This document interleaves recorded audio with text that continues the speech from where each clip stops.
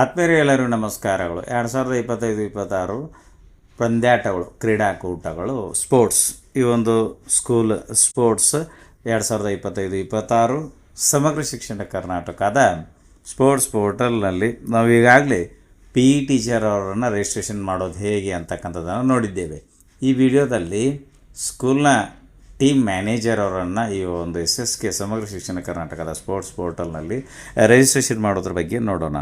ಯಾಕೆ ನಾವು ಮ್ಯಾನೇಜರ್ ಅವರ ರಿಜಿಸ್ಟ್ರೇಷನನ್ನು ಮಾಡಬೇಕಪ್ಪ ಅಂದರೆ, ನಾವು ಏನೊಂದು SSK ಸ್ಪೋರ್ಟ್ಸ್ ಲಾಗಿನ್ನಲ್ಲಿ ಸ್ಟೂಡೆಂಟ್ ಎಲಿಜಿಬಿಲಿಟಿ ಅಪ್ಲಿಕೇಶನ್ಗಳನ್ನೇನು ಸಬ್ಮಿಟ್ ಮಾಡಿರುತ್ತೇವೆ ಅವುಗಳನ್ನು ನಾವು ಕ್ಲಸ್ಟರ್ ಲೆವೆಲ್ಗೆ ಪುಷ್ ಅಥವಾ ಮೂವ್ ಮಾಡಬೇಕಾದ್ರೆ ಮ್ಯಾನೇಜರ್ ಮತ್ತು ಕೋಚ್ ಅಥವಾ ಪಿ ಟೀಚರ್ ಇವರ ಒಂದು ರಿಜಿಸ್ಟ್ರೇಷನ್ ಮಾಡಿರ್ತಕ್ಕಂಥದ್ದು ಕಂಪಲ್ಸರಿ ಇರ್ತದೆ. ಸೊ ಅದಕ್ಕೋಸ್ಕರ ನಾವು ಮ್ಯಾನೇಜರ್ ಅವ್ರನ್ನ ರಿಜಿಸ್ಟ್ರೇಷನ್ ಮಾಡಲೇಬೇಕಾಗ್ತದೆ. ಸೊ ಮ್ಯಾನೇಜರ್ ಅವ್ರನ್ನ ರಿಜಿಸ್ಟ್ರೇಷನ್ ಮಾಡಲು ನಿಮ್ಮ ಮೊಬೈಲ್ನಲ್ಲಿ ಬ್ರೌಸರ್ ಒಂದಕ್ಕೆ ಬನ್ನಿ, ಸರ್ಚ್ ಬಾರ್ನಲ್ಲಿ ಸಮಗ್ರ ಶಿಕ್ಷಣ ಕರ್ನಾಟಕ ಅಂತ ಟೈಪ್ ಮಾಡಿಕೊಂಡು ಸರ್ಚನ್ನು ಕೊಡಿ.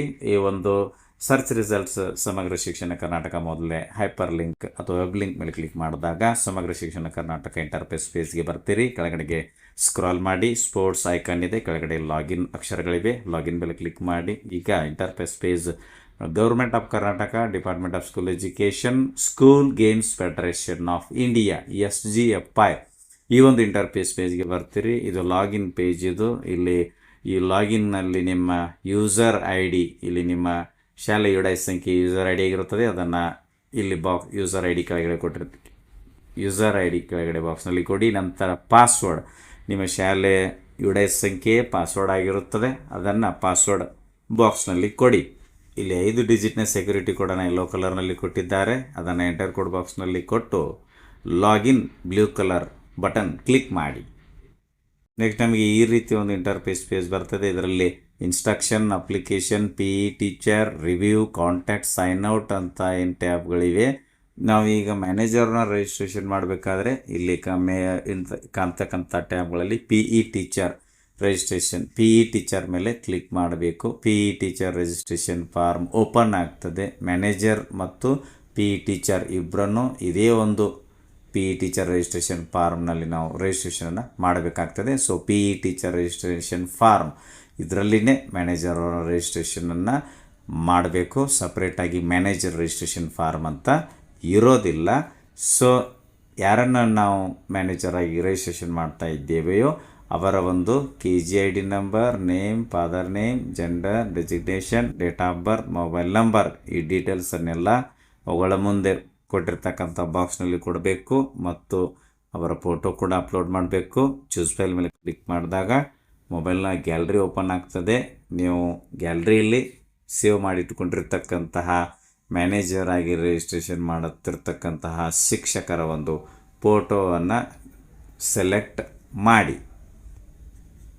ಸೊ ಫೋಟೋ ಸೆಲೆಕ್ಟ್ ಮಾಡಿದ ಮೇಲೆ ಅದು ಫೋಟೋ ಬಾಕ್ಸ್ನಲ್ಲಿ ಬಂದು ಕೂರ್ತದೆ. ನೆಕ್ಸ್ಟ್ ರಿಜಿಸ್ಟರ್ ಮೇಲೆ ಕ್ಲಿಕ್ ಮಾಡಿ. ಈ ಟೀಚರ್ ರಿಜಿಸ್ಟರ್ಡ್ ಸಕ್ಸಸ್ಫುಲಿ ಅಂತ ಬರ್ತದೆ. ಓಕೆ ಮೇಲೆ ಕ್ಲಿಕ್ಕನ್ನು ಮಾಡಿ.